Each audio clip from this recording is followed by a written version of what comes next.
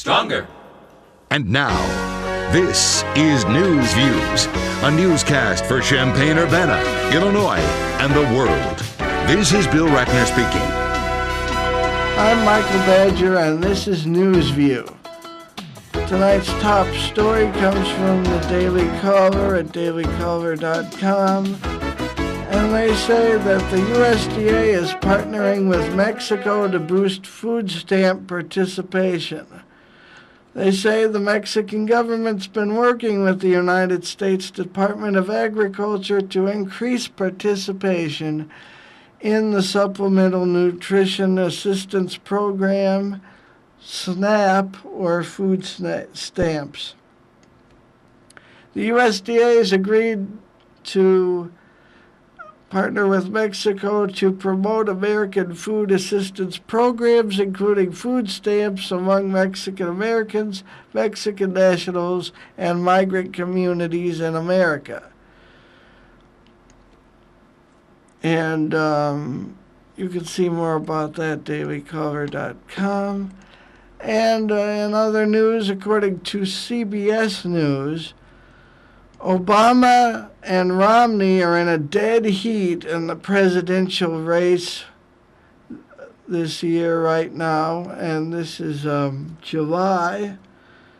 And Mitt Romney is coming in among registered voters at 47%, while Barack Obama is at 46%. 4% are undecided, and 1% said they won't vote, and that's of registered voters. That's according to CBS News poll analysis by Sarah Dutton, Jennifer DiPinto, and Fred Backus and Anthony Salvinto. President Obama and Mitt Romney are effectively tied right now in the race for presidency, according to CBS News and the New York Times survey. 47% of registered voters nationwide lean towards candidate-backed Romney, while 46% support the president. 4% are undecided, and 1 percentage point differences with the survey's 3-point margin of error, it says. Romney leads 8 points among men, and the president leads by 5 points among women. The president's supporters are more likely to strongly back their candidate, while 52% strongly favor Mr. Obama, while just 29% of Romney voters strongly back Romney. More than 1 in 3 Romney voters say they're supporting Romney primarily because they dislike Mr. Obama, says CBS. And it goes on and on and on. They also say 2 in 5 Americans say they're very concerned someone in their household will lose their job. That according to CBS at cbsnews.com on their political hot sheet section. Now, according to the Wall Street Journal, post offices might miss retirees' payment. According to Jennifer Levitz at the Wall Street Journal, lawmakers continue to fight for how to fix the ailing post office, but the agency's money problems are only growing worse.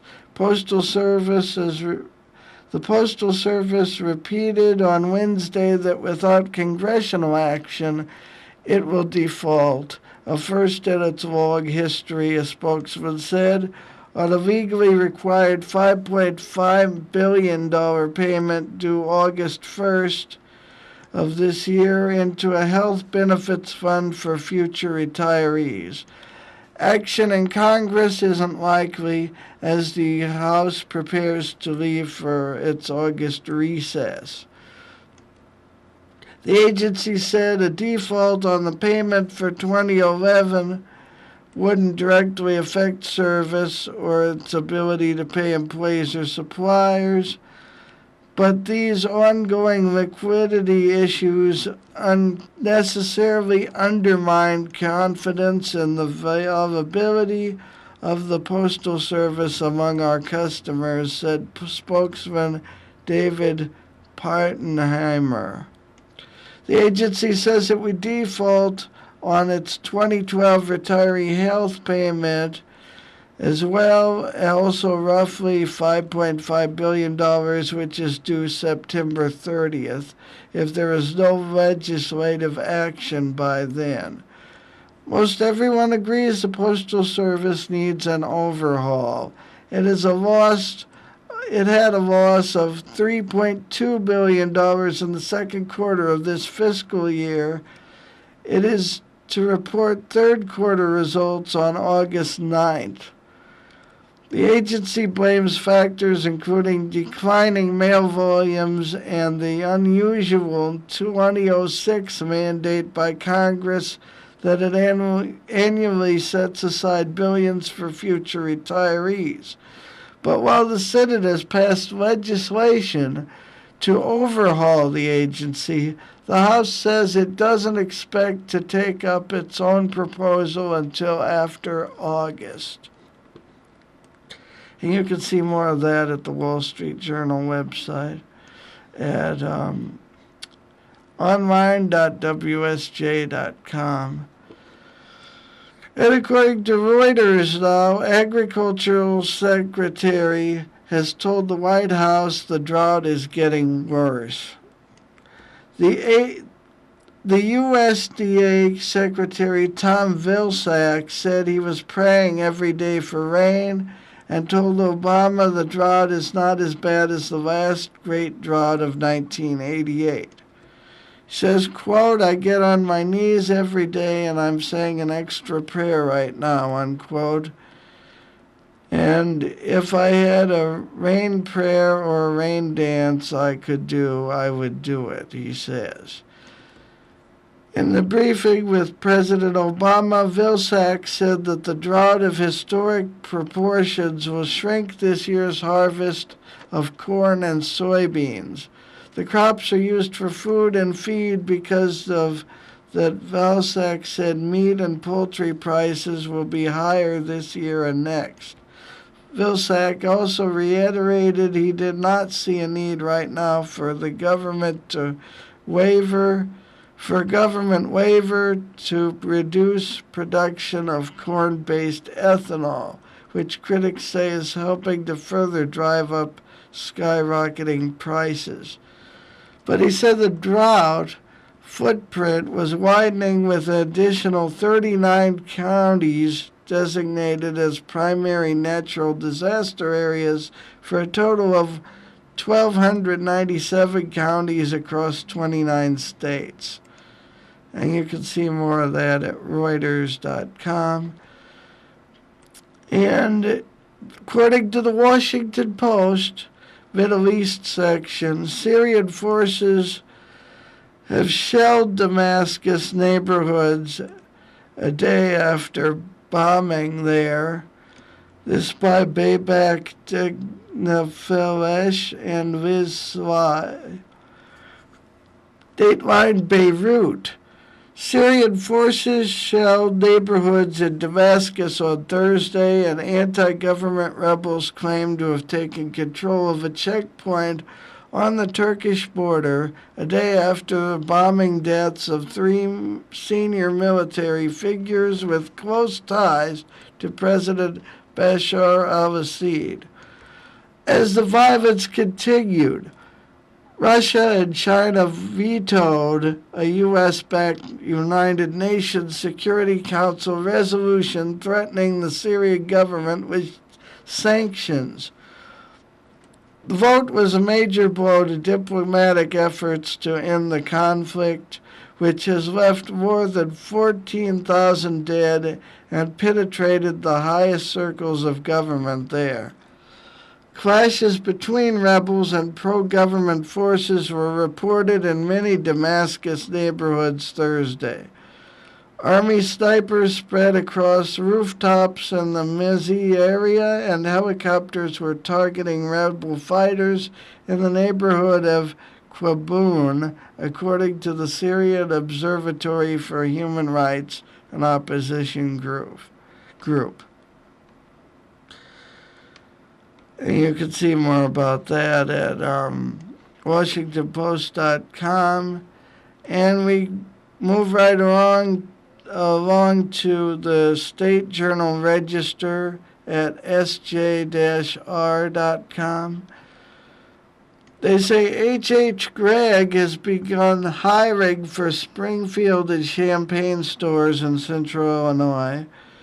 Appliance and electronics retailer H.H. Gregg plans to hire about 120 workers for new stores in Springfield and Champaign. The Springfield store will be in White Oaks Mall. Both are scheduled to open this fall. A company announcement indicated there are 60 openings for each store, including sales associates, managers in training, warehouse staff, and customer service representatives. The Indianapolis-based retailer operates 220 stores in 17 states, and additional information is available at www.hhgregg-jobs.com. And we'll be right back with more News View after this.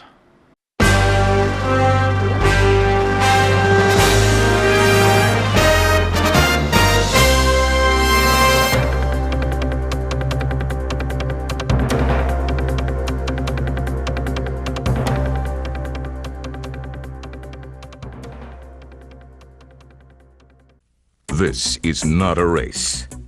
On the road to financial independence, the winners are the ones who stay the course. Learn more about securing your financial future and choose to save. It will pay off in the long run. Across America, Service Learning is helping students improve their grades and their communities by connecting the classroom with community service. Working together, students solve real problems, build new skills, and apply their knowledge in a whole new way.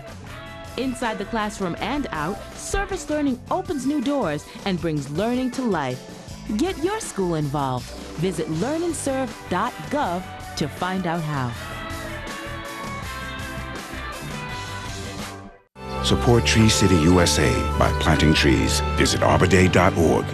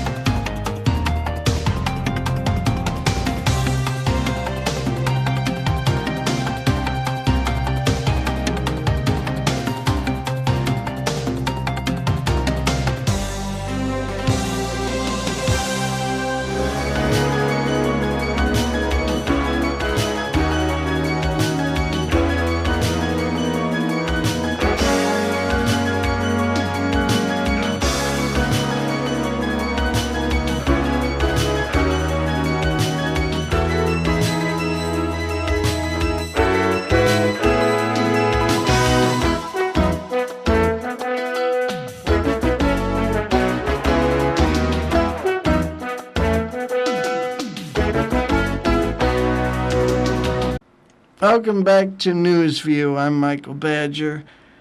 And continuing with news here, the former U of I president is going to teach 2 history courses in Springfield for $285,000 a year, according to the Associated Press.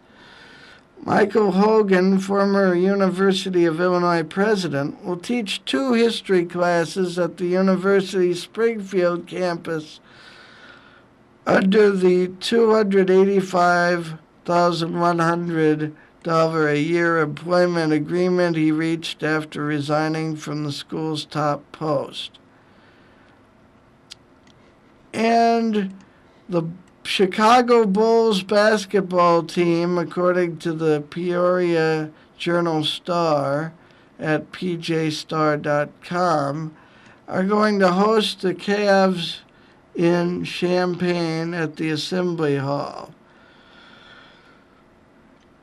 They're going to play the Cavaliers Friday, October 12th at 7 p.m. at the Assembly Hall. Tip-offs at 7 p.m. Tickets are going on sale August 21st.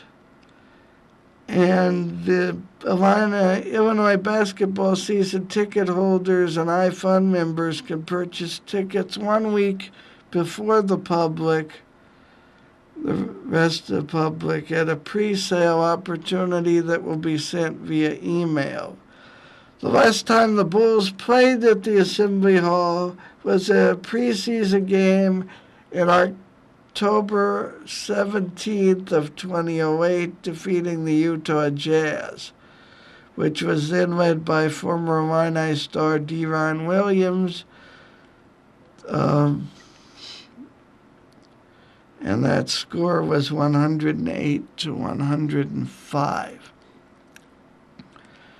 Now, according to Jody S. Cohen and Ryan Long at the Chicago Tribune, a state oversight board Tuesday skewered the University of Illinois and recommended voiding an architectural contract violating state conflict of interest laws, a move that sends the matter to the state's top inspector general for further investigation.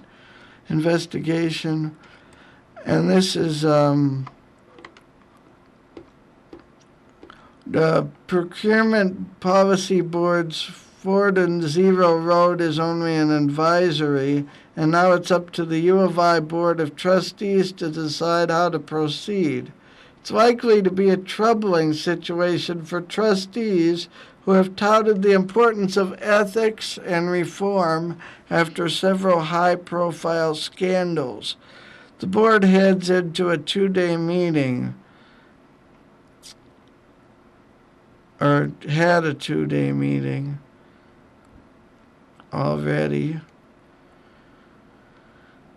And they say at issue is $4.6 million in a contract to renovate the Champaign-Urbanus campus 120-year-old natural history building, a project which was awarded to an architectural firm partially owned by the husband of a key U of I administrator who oversees campus planning. And you can read more about that at articles.chicagotribune.com. Now from carmytimes.com and the Associated Press, Waltonville, Illinois is the dateline, with a baking southern Illinois cornfield as a backdrop. Governor Pat Quinn Monday pledged state support through loans and debt restructuring to farmers and ranchers punished by a nagging drought that shows no signs of abating anytime soon. The Democrats' first look at parched conditions that had most of the state classified, or has most of the state classified in a drought, gave him a stark lesson of just how bad things have gotten on the James Laird family's farm near Waltonville, Illinois, a 400-resident village about 80 miles southeast of St. Louis. Stepping briefly into the crop, its dry soil craving any moisture, Quinn struggled to find an ear of corn. When he found one, he shucked it, only to discover it had no kernels. The governors moments earlier had cast the plight of the state's corn growers in almost tragic terms. He says, quote, "This is their hour of need, and we will not forget them," unquote, he said. He also said, "We've never seen a drought like this, and we've got to do something about it." And you can read more about that at Carmy Times, CarmyTimes.com. And according to the Republic, a study shows Illinois is getting some wind power jobs but missing out on manufacturing work. Dateline Champaign, Illinois, the wild wind power generation has created more than 19,000 short-term construction jobs in Illinois.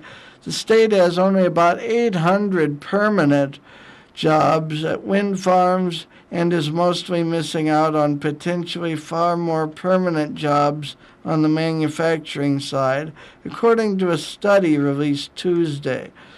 The study from Illinois State University economist David Loomis highlights the economic benefits of wind power, such as the construction jobs and property taxes in rural communities where turbine farms are built. But it also highlights one of the limits. It doesn't take very many people to maintain a wind farm once it's up and running. They say so far Illinois has only a little more than 1,000 manufacturing jobs related to wind power, according to the American Wind Energy Association. The piece of the industry employs about 30,000 people around the country. And you can see more of that at therepublic.com. And according to the Associated Press, the U of I is going to offer 7 free online courses this fall. The courses beginning this fall will include organic chemistry and microeconomics, and they won't count toward a degree.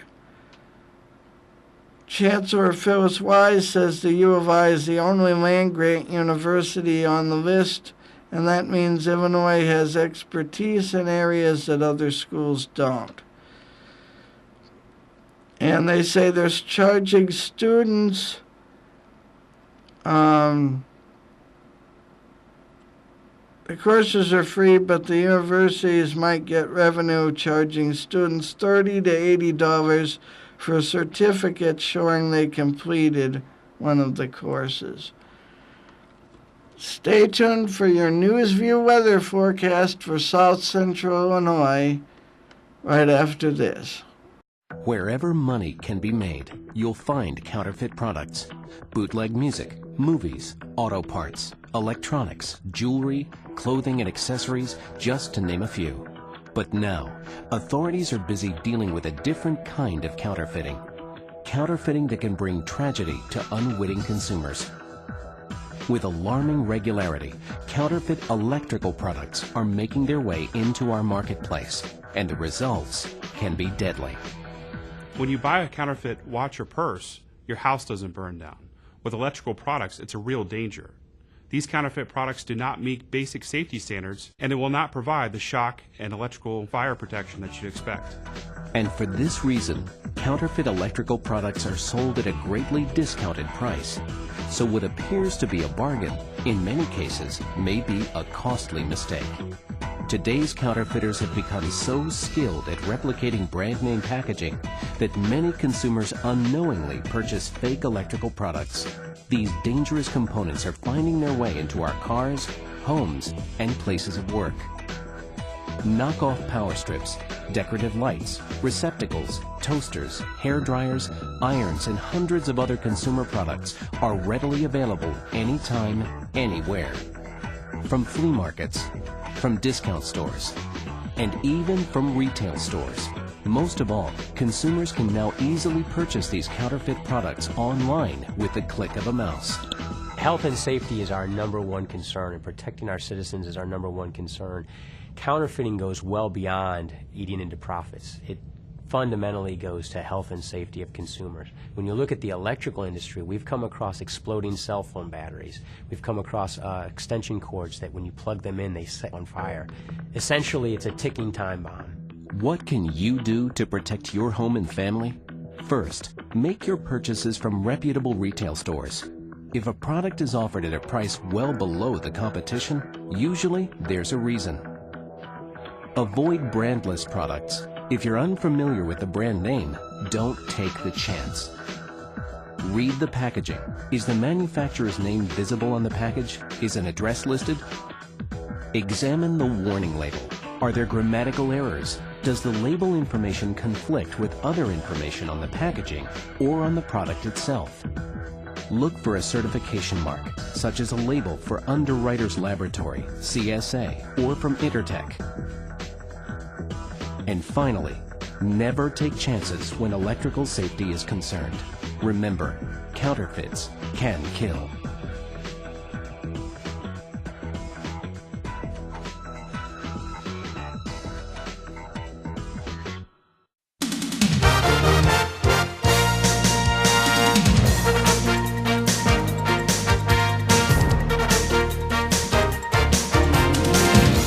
Hello, I'm Michael Badger, and this is your NewsView weather forecast for this weekend. Friday night, low 65 degrees Fahrenheit under mostly clear skies.